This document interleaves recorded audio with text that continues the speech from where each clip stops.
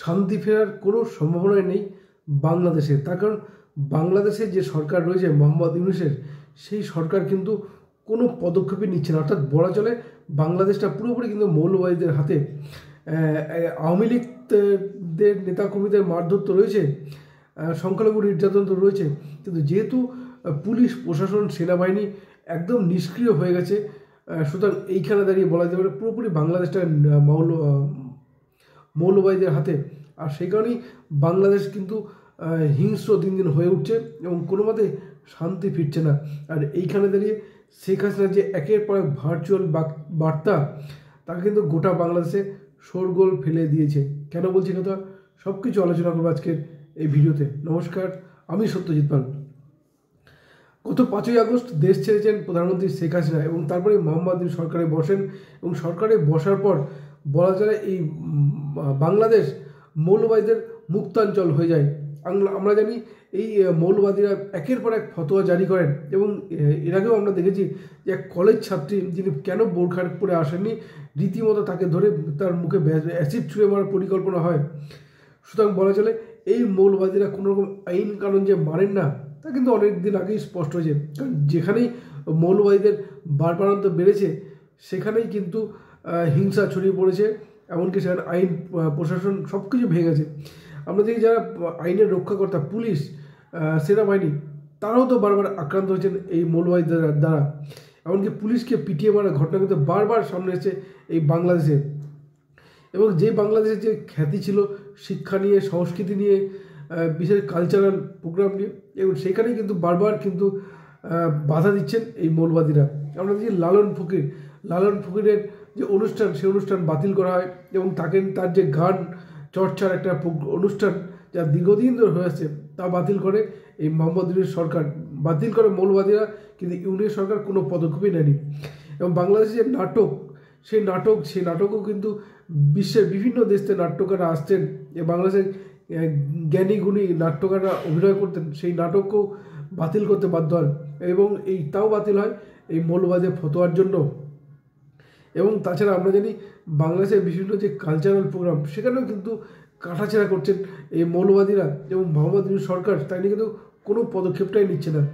এবং ইউনূসের যেটা পরিকল্পনা, সেটা যে মৌলবাদীদের নিয়ে প্রশ্রয় দিয়ে আওয়ামী লীগকে দমন করে রাখা এবং তার যে ছাত্র আন্দোলন, অর্থাৎ বৈষম্য বিরোধী ছাত্র আন্দোলনের যে নেতারা, তাদের তৈরি রাজনৈতিক দল সংগঠন বৃদ্ধি করে একমাত্র তারাই পাবে আইন, প্রশাসন, সেনাবাহিনী, পুলিশ সমস্ত কিছু নিয়ন্ত্রণ করে ব্যবহার করবে এবং নিজেদের প্রয়োজন ব্যবহার করে নিজেদের সংগঠন বৃদ্ধি করবে এবং আগামী যদি নির্বাচন করা সম্ভব হয়, সেই নির্বাচনে করে ক্ষমতায় বসবেন মোহাম্মদ ইউনূস। অর্থাৎ বাংলাদেশে কোনো মতেই শান্তি শৃঙ্খলা ফেরাতে তিনি চান না। তার কারণ তিনি জানেন এই রকম পরিস্থিতিতে যদি বাংলাদেশের নির্বাচিত সরকার বসে, তাহলে সবার আগে বিপদে পড়বেন কিন্তু মোহাম্মদ ইউনূস। তার কারণ বাংলাদেশে যে অরাজকতার সৃষ্টি হয়ে চলেছে, যে মানবাধিকার লঙ্ঘন হচ্ছে, ইতিমধ্যে আমরা দেখেছি যে বিশ্বের বিভিন্ন মানবাধিকার কমিশন কিন্তু রীতিমতো রাষ্ট্রসংঘে নিয়ে চিঠি লিখেছে এবং রীতিমতো তার বিরুদ্ধে আমরা এর আগেও দেখেছি রাষ্ট্রসংঘ যে বিবৃতি দিয়েছে, সেখানে কিন্তু বারবার কড়া সমালোচনা করা হয়েছে মোহাম্মদ ইউনূস সরকারের। এবং এইখানে দাঁড়িয়ে যখন চারিদিক থেকে চাপ আসছে, ঠিক সেইখানে বাড়ছে প্রাক্তন প্রধানমন্ত্রী শেখ হাসিনার কিন্তু ভার্চুয়ালি বক্তৃতা। একদিকে তার বক্তৃতা যেমন আওয়ামী লীগের নেতাকর্মীরা অক্সিজেন পাচ্ছেন, তারা পথে নেমে আসছেন, ঠিক তেমনই চাপ কিন্তু বাড়ছে মোহাম্মদ ইউনূসের।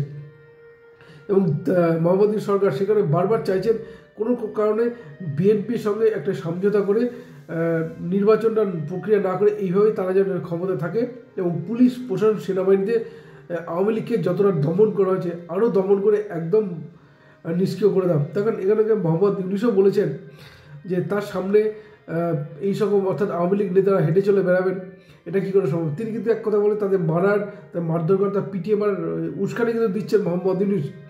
এবং যার ফলে কিন্তু বলা যেতে পারে এই যে বাংলাদেশ 16 বছর শেখ হাসিনা সরকারে ছিলেন, যেখানে এতটা আন্দোলন হয়নি, অর্থাৎ গত 6 মাসে তার চেয়ে কয়েক গুণ বেশি আন্দোলন হয়েছে, রক্তাক্ত হচ্ছে, রক্ত ঝরেছে, মানুষের মৃত্যু হচ্ছে, কিন্তু তার সত্ত্বেও আইন নিয়ে কিন্তু কোনো হেলদোল নেই মোহাম্মদ ইউনূসের।